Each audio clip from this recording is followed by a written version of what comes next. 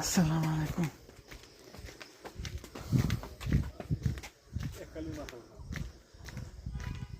এখন আছি আমি চিম্বুকে, দেখতে পাচ্ছেন এলো বান্দরবান জেলা।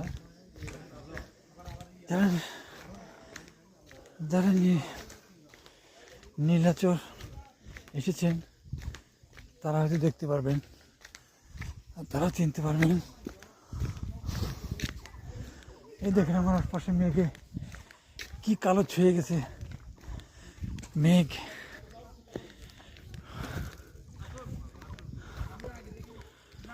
এলো মেঘ।